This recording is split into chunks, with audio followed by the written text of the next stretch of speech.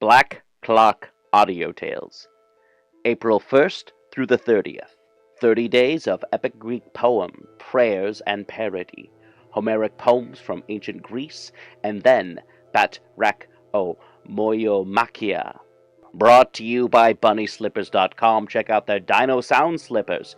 You heard what they are. They make noise when you walk around. They look like dinosaurs, and they fit most of your feet. Black Clock Audio Tales is a daily podcast that reads you a story, either a chapter or a novel, or a whole story all at once.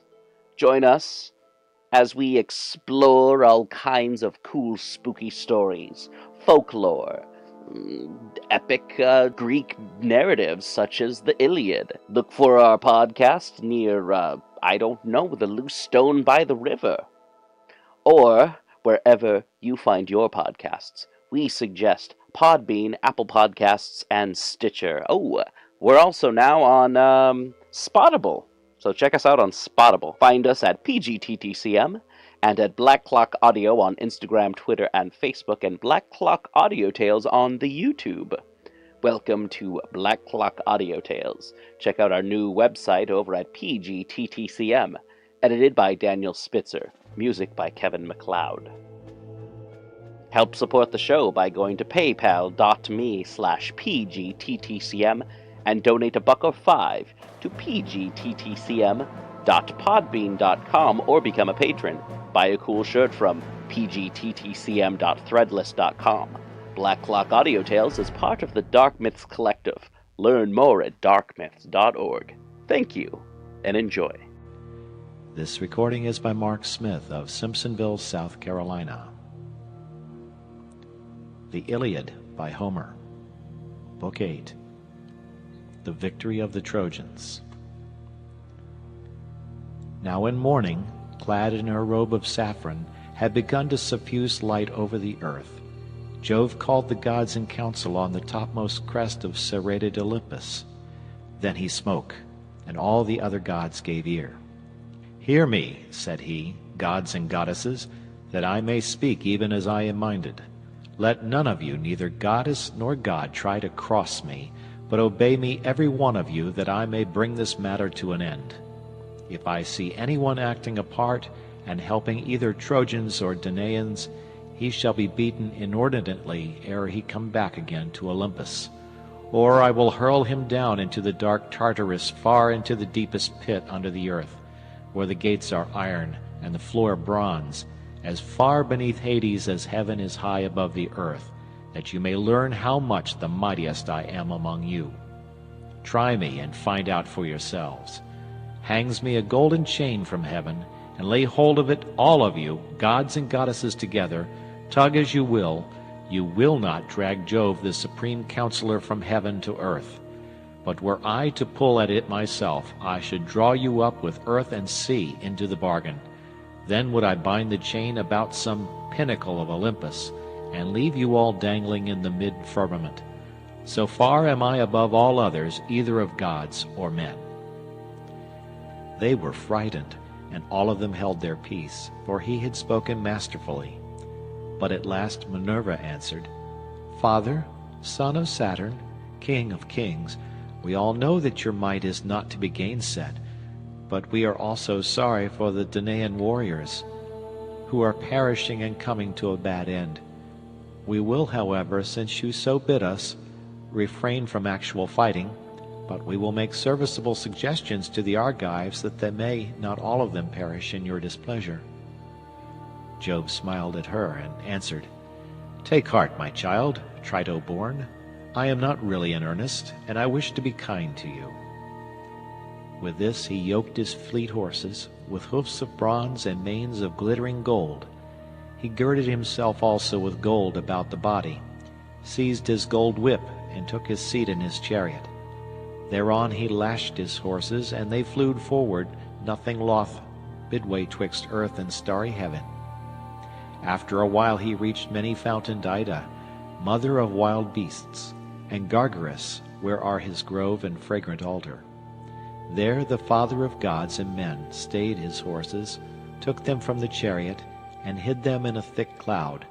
Then he took his seat all glorious upon the topmost crests, looking down upon the city of Troy and the ships of the Achaeans. The Achaeans took their morning meal hastily at the ships, and afterwards put on their armor. The Trojans, on the other hand, likewise armed themselves throughout the city, fewer in numbers, but nevertheless eager perforce to do battle for their wives and children. All the gates were flung wide open, and horse and foot sallied forth with a tramp as of a great multitude. When they were got together in one place, shield clashed with shield, and spear with spear, in the conflict of mail-clad men. Mighty was the din as the bossed shields pressed hard on one another. Death, cry, and shout of triumph of slain and slayers, and the earth ran red with blood. Now so long as the day waxed, and it was still morning, their weapons beat against one another, and the people fell. But when the sun had reached mid-heaven, the sire of all balanced his golden scales, and put two fates of death within them, one for the Trojans, and the other for the Achaeans. He took the balance by the middle, and when he lifted it up, the day of the Achaeans sank. The death-fraught scale of the Achaeans settled down upon the ground, while that of the Trojans rose heavenwards. Then he thundered aloud from Ida, and sent the glare of his lightning upon the Achaeans. When they saw this, pale fear fell upon them, and they were sore afraid.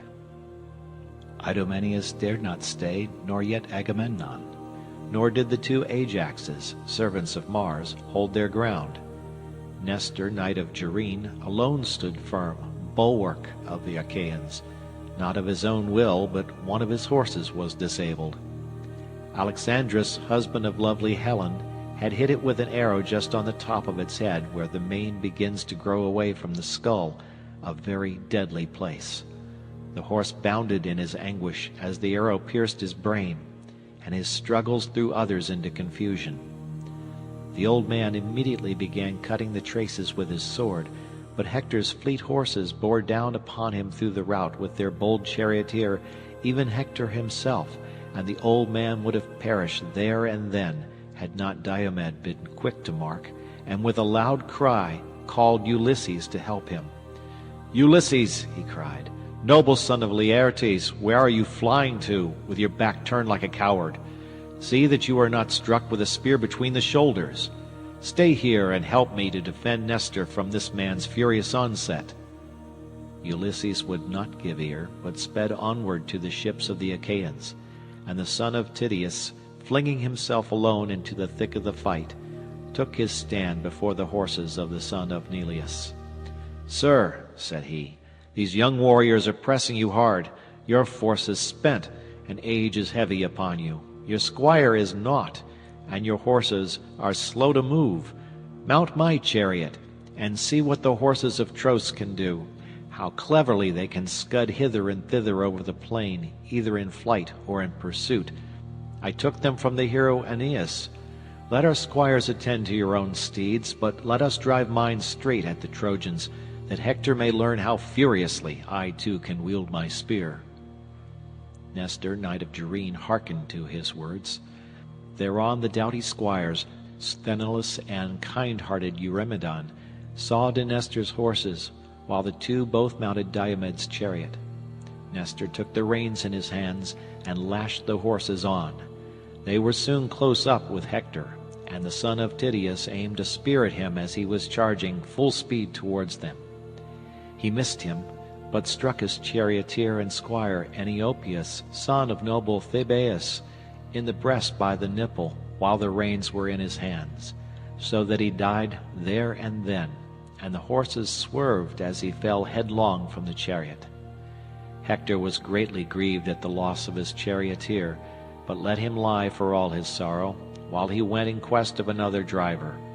Nor did his steeds have to go long without one, for he presently found brave Archeptolemus, the son of Iphitus, and made him get up behind the horses, giving the reins into his hand. All had then been lost, and no help for it, for they would have been penned up in Ilius like sheep, had not the sire of gods and men been quick to mark, and hurled a fiery flaming thunderbolt, which fell just in front of Diomed's horses with a flare of burning brimstone. The horses were frightened and tried to back beneath the car, while the reins dropped from Nestor's hands. Then he was afraid and said to Diomed, "Son of Tydeus, turn your horses in flight. See you not that the hand of Jove is against you? Today he vouchsafes victory to Hector. Tomorrow, if it so please him, he will again grant it to ourselves. No man, however brave, may thwart the purpose of Jove, for he is far stronger than any." Diomed answered, "All that you have said is true. There is a grief, however, which pierces me to the very heart. For Hector will talk among the Trojans and say, 'The son of Tydeus fled before me to the ships.' This is the vaunt he will make, and may earth then swallow me." "Son of Tydeus," replied Nestor, "what mean you? Though Hector say that you are a coward, the Trojans and Dardanians will not believe him, nor yet the wives of the mighty warriors whom you have laid low." So saying, he turned the horses back through the thick of the battle, and with a cry that rent the air, the Trojans and Hector rained their darts after them. Hector shouted to him and said, "Son of Tydeus, the Danaans have done you honor hitherto as regards your place at table, the meals they give you, and the filling of your cup with wine. Henceforth they will despise you, for you are become no better than a woman. Be off, girl and coward that you are. You shall not scale our walls through any flinching upon my part, neither shall you carry off our wives in your ships, for I shall kill you with my own hand." The son of Tydeus was in two minds, whether or no to turn his horses round again and fight him. Thrice did he doubt, and thrice did Jove thunder from the heights of Ida, in token to the Trojans that he would turn the battle in their favor. Hector then shouted to them and said, "Trojans, Lycians, and Dardanians, lovers of close fighting, be men, my friends, and fight with might and with main. I see that Jove is minded to vouchsafe victory and great glory to myself, while he will deal destruction upon the Danaans. Fools, for having thought of building this weak and worthless wall. It shall not stay my fury. My horses will spring lightly over their trench, and when I am at their ships, forget not to bring me fire that I may burn them, while I slaughter the Argives, who will be all dazed and bewildered by the smoke." Then he cried to his horses, "Xanthus and Podargus, and you, Aethon, and goodly Lampus, pay me for your keep now, and for all the honey-sweet corn with which Andromache, daughter of great Eetion, has fed you, and for which she has mixed wine and water for you to drink whenever you would, before doing so even for me, who am her own husband. Haste in pursuit, that we may take the shield of Nestor, the fame of which ascends to heaven, for it is of solid gold, arm-rods and all, and that we may strip from the shoulders of Diomed the cuirass which Vulcan made him. Could we take these two things, the Achaeans would set sail in their ships this selfsame night." Thus did he vaunt, but Queen Juno made high Olympus quake as she shook with rage upon her throne. Then said she to the mighty god of Neptune, "What now, wide-ruling lord of the earthquake? Can you find no compassion in your heart for the dying Danaans, who bring you many a welcome offering to Hellas and to Aegae? Wish them well, then. If all of us who are with the Danaans were to drive the Trojans back and keep Jove from helping them, he would have to sit there sulking alone on Ida." King Neptune was greatly troubled and answered, "Juno, rash of tongue, what are you talking about? We other gods must not set ourselves against Jove, for he is far stronger than we are." Thus did they converse, but the whole space enclosed by the ditch, from the ships even to the wall, was filled with horses and warriors, who were pent up there by Hector son of Priam, now that the hand of Jove was with him. He could even have set fire to the ships and burned them, had not Queen Juno put it into the mind of Agamemnon to bestir himself and to encourage the Achaeans. To this end he went round the ships and tents, carrying a great purple cloak, and took his stand by the huge black hull of Ulysses' ship, which was middlemost of all. It was from this place that his voice would carry farthest, on the one hand towards the tents of Ajax, son of Telamon, and on the other towards those of Achilles, for these two heroes, well assured of their own strength, had valorously drawn up their ships at the two ends of the line. From this spot, then, with a voice that could be heard afar, he shouted to the Danaans, saying, "Argives, shame on you cowardly creatures, brave in semblance only! Where are now our vaunts that we should prove victorious, the vaunts we made so vaingloriously in Lemnos, when we ate the flesh of horned cattle and filled our mixing bowls to the brim? You vowed that you would each of you stand against 100 or 200 men, and now you prove no match even for one, for Hector, who will be ere long setting our ships in a blaze. Father Jove, did you ever so ruin a great king and rob him so utterly of his greatness? Yet, when to my sorrow I was coming hither, I never let my ship pass your altars without offering the fat and thigh bones of heifers upon every one of them, so eager was I to sack the city of Troy. Vouchsafe me then this prayer, suffer us to escape at any rate with our lives, and let not the Achaeans be so utterly vanquished by the Trojans." Thus did he pray, and Father Jove, pitying his tears, vouchsafed him that his people should live, not die. Forthwith he sent them an eagle, most unfailingly portentous of all birds, with a young fawn in its talons. The eagle dropped the fawn by the altar on which the Achaeans sacrificed to Jove, the Lord of Omens.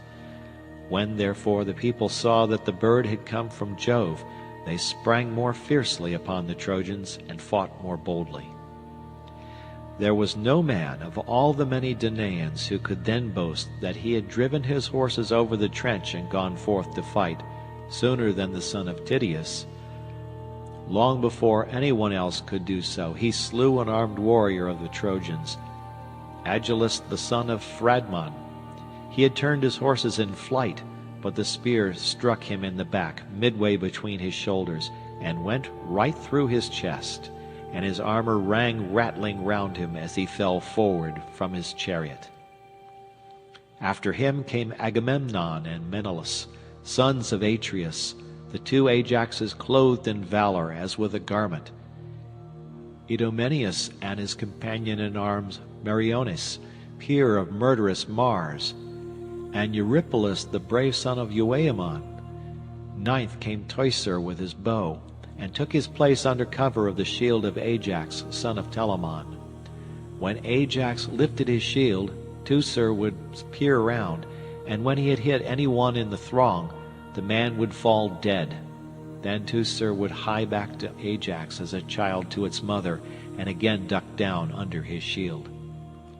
Which of the Trojans did brave Teucer first kill?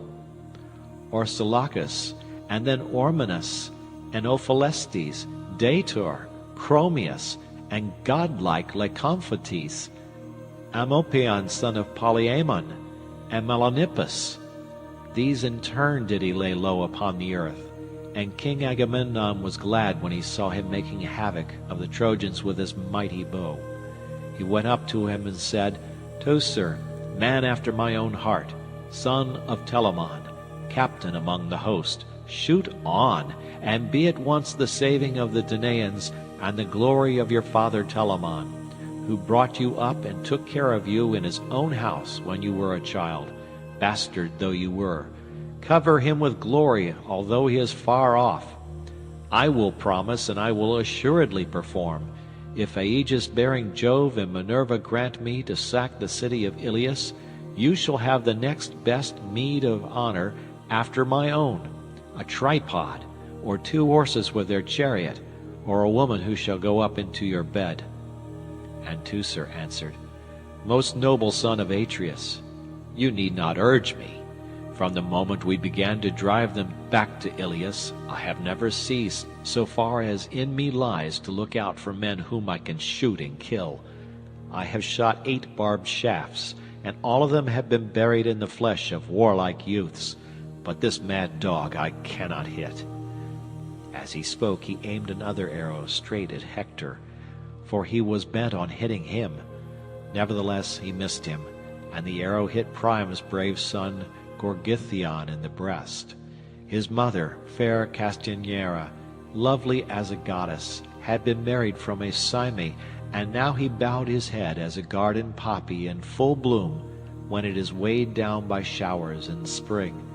Even thus heavy bowed his head beneath the weight of his helmet. Again he aimed at Hector, for he was longing to hit him, and again his arrow missed, for Apollo turned it aside. But he hit Hector's brave charioteer Archeptolemus in the breast, by the nipple, as he was driving furiously into the fight. The horses swerved aside as he fell headlong from the chariot, and there was no life left in him. Hector was greatly grieved at the loss of his charioteer, but for all his sorrow he let him lie where he fell, and bade his brother Cebriones, who was hard by, take the reins. Cebriones did as he had said. Hector thereon with a loud cry sprang from his chariot to the ground, and seizing a great stone made straight for Teucer with intent to kill him. Teucer had just taken an arrow from his quiver and had laid it upon the bowstring, but Hector struck him with the jagged stone as he was taking aim, and drawing the string to his shoulder. He hit him just where the collarbone divides the neck from the chest, a very deadly place, and broke the sinew of his arm so that his wrist was less, and the bow dropped from his hand as he fell forward on his knees. Ajax saw that his brother had fallen, and running towards him bestrode him and sheltered him with his shield. Meanwhile his two trusty squires, Mecistius, son of Echius, and Alastor, came up and bore him to the ships, groaning in his great pain. Jove now again put heart into the Trojans, and they drove the Achaeans to their deep trench with Hector in all his glory at their head. As a hound grips a wild boar or lion in flank or buttock when he gives him chase, and watches warily for his wheeling, even so did Hector follow close upon the Achaeans, ever killing the hindmost as they rushed panic-stricken onwards. When they had fled through the set stakes and trench, and many Achaeans had been laid low at the hands of the Trojans, they halted at their ships, calling upon one another and praying every man instantly as they lifted up their hands to the gods. But Hector wheeled his horses this way and that, his eyes glaring like those of Gorgo or murderous Mars. Juno, when she saw them, had pity upon them, and at once said to Minerva, "Alas, child of Aegis-bearing Jove, shall you and I take no more thought for the dying Danaans, though it be the last time we ever do so? See how they perish and come to a bad end before the onset of but a single man. Hector the son of Priam rages with intolerable fury, and has already done great mischief." Minerva answered, "Would, indeed, this fellow might die in his own land, and fall by the hands of the Achaeans, but my father Jove is mad with spleen, ever foiling me, ever headstrong and unjust. He forgets how often I saved his son, when he was worn out by the labors Eurystheus had laid on him. He would weep till his cry came up to heaven, and then Jove would send me down to help him. If I had had the sense to foresee all this, when Eurystheus sent him to the house of Hades, to fetch the hellhound from Erebus, he would never have come back alive out of the deep waters of the river Styx. And now Jove hates me, while he lets Thetis have her way because she kissed his knees and took hold of his beard, when she was begging him to do honor to Achilles. I shall know what to do next time he begins calling me his gray-eyed darling. Get our horses ready, while I go within the house of Aegis-bearing Jove and put on my armor. We shall then find out whether Priam's son Hector will be glad to meet us in the highways of battle, or whether the Trojans will glut hounds and vultures with the fat of their flesh, as they be dead by the ships of the Achaeans." Thus did she speak, and white-armed Juno, daughter of great Saturn, obeyed her words. She set about harnessing her gold-bedizened steeds, while Minerva, daughter of aegis-bearing Jove, flung her richly vesture, made with her own hands, onto the threshold of her father, and donned the shirt of Jove, arming herself for battle. Then she stepped into her flaming chariot, and grasped the spear so stout and sturdy and strong with which she quells the ranks of heroes who would have displeased her. Juno lashed her horses, and the gates of heaven bellowed as they flew open of their own accord, gates over which the Hours preside, in whose hands are heaven and Olympus, either to open the dense cloud that hides them, or to close it. Through these the goddesses drove their obedient steeds. But Father Jove, when he saw them from Ida, was very angry, and sent winged Iris with a message to them. "Go," said he, "fleet Iris, turn them back, and see that they do not come near me, for if we come to fighting there will be mischief. This is what I say, and this is what I mean to do. I will lame their horses for them, I will hurl them from their chariot, and will break it in pieces. It will take them all 10 years to heal the wounds my lightning shall inflict upon them. My gray-eyed daughter will then learn what quarreling with her father means. I am less surprised and angry with Juno, for whatever I say she always contradicts me." With this Iris went her way, fleet as the wind, from the heights of Ida to the lofty summits of Olympus. She met the goddesses at the outer gates of its many valleys, and gave them her message. "What," said she, "are you about? Are you mad? The son of Saturn forbids going. This is what he says, and this is what he means to do. He will lame your horses for you. He will hurl you from your chariot, and will break it in pieces. It will take you all 10 years to heal the wounds his lightning will inflict upon you, that you may learn, gray-eyed goddess, what quarreling with your father means." He is less hurt and angry with Juno, for whatever he says she always contradicts him. But you, bold hussy, will you really dare to raise your huge spear in defiance of Jove? With this she left them, and Juno said to Minerva, "Of a truth, child of aegis-bearing Jove, I am not for fighting men's battles further in defiance of Jove. Let them live or die as luck will have it, and let Jove mete out his judgments upon the Trojans and Danaans according to his own pleasure." She turned her steeds. The Hours presently unyoked them, made them fast to their ambrosial majors, and leaned the chariot against the end wall of the courtyard. The two goddesses then sat down upon their golden thrones, amid the company of the other gods, but they were very angry. Presently Father Jove drove his chariot to Olympus, and entered the assembly of gods. The mighty lord of the earthquake unyoked his horses for him, set the car upon its stand, and threw a cloth over it. Jove then sat down upon his golden throne, and Olympus reeled beneath him. Minerva and Juno sat alone, apart from Jove, and neither spoke nor asked him questions. But Jove knew what they meant, and said, "Minerva and Juno, why are you so angry?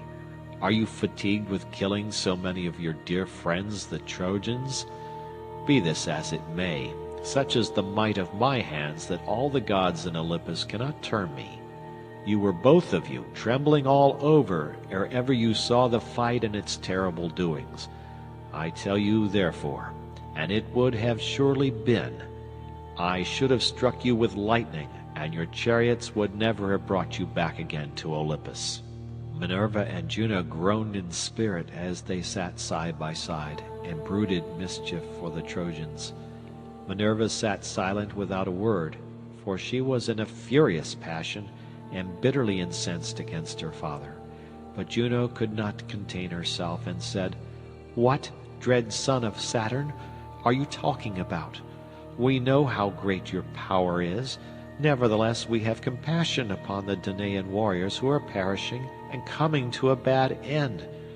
We will, however, since you so bid us, refrain from actual fighting, but we will make serviceable suggestions to the Argives, that they may not all of them perish in your displeasure. And Jove answered, Tomorrow morning, Juno, if you choose to do so, you will see the son of Saturn destroying large numbers of the Argives. For fierce Hector shall not cease fighting till he has roused the son of Peleus, when they are fighting in dire straits at their ships' sterns about the body of Patroclus. Like it or no, this is how it is decreed. For aught I care, you may go to the lowest depths beneath earth and sea, where Iapetus and Saturn dwell in lone Tartarus, with neither ray of light nor breath of wind to cheer them. You may go on and on till you get there, and I shall not care one whit for your displeasure. You are the greatest vixen living. Juno made him no answer. The sun's glorious orb now sank into Oceanus, and drew down night over the land. Sorry indeed were the Trojans when light failed them, but welcome and thrice prayed for did darkness fall upon the Achaeans. Then Hector led the Trojans back from the ships, and held a council on the open space near the river, where there was a spot clear of corpses. They left their chariots and sat down on the ground to hear the speech he made them. He grasped a spear 11 cubits long, the bronze point of which gleamed in front of it, while the ring round its spearhead was of gold. Spear in hand he spoke. Hear me, said he, Trojans, Dardanians, and allies. I deemed but now that I should destroy the ships and all the Achaeans with them, ere I went back to Ilius. But darkness came on too soon. It was this alone that saved them and their ships upon the seashore. Now therefore let us obey the behests of night, and prepare our suppers. Take your horses out of their chariots, and give them their feeds of corn. Then make speed to bring sheep and cattle from the city.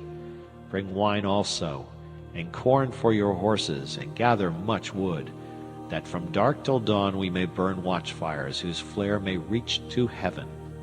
For the Achaeans may try to fly beyond the sea by night, and they must not embark scatheless and unmolested. Many a man among them must take a dart with him to nurse at home, hit with spear or arrow as he is leaping on board his ship, that others may fear to bring war and weeping upon the Trojans. Moreover, let the heralds tell it about the city, that the growing youths and gray-bearded men are to camp upon its heaven-built walls. Let the women each of them light a great fire in her house, and let watch be safely kept, lest the town be entered by surprise while the host is outside. See to it, brave Trojans, as I have said, and let this suffice for the moment. At daybreak I will instruct you further. I pray and hope to Jove and to the gods that we may then drive those fate-sped hounds from our land, for 'tis the fates that have borne them and their ships hither. This night, therefore, let us keep watch. But with early morning let us put on our armor and rouse fierce war at the ships of the Achaeans.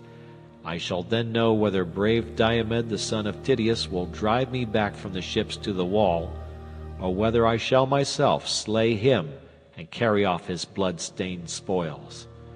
Tomorrow let him show his mettle, abide my spear if he dare.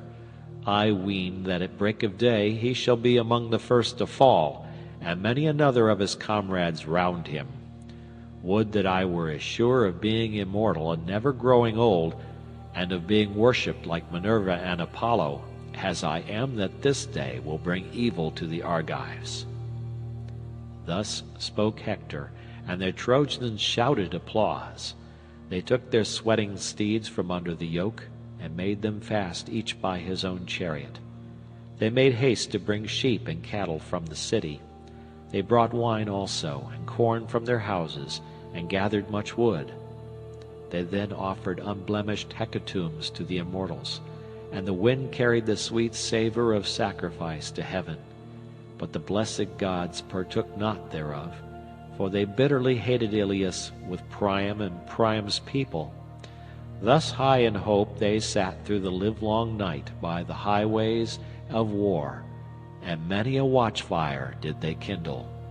As when the stars shine clear, and the moon is bright, There is not a breath of air, not a peak nor glade nor jutting headland, but it stands out in the ineffable radiance that breaks from the serene of heaven. The stars can all of them be told, and the heart of the shepherd is glad. Even thus shone the watchfires of the Trojans before Ilius, midway between the ships and the river Xanthus. 1,000 campfires gleamed upon the plain, and in the glow of each there sat 50 men, while the horses, champing oats and corn beside their chariots, waited till dawn should come. End of Book 8.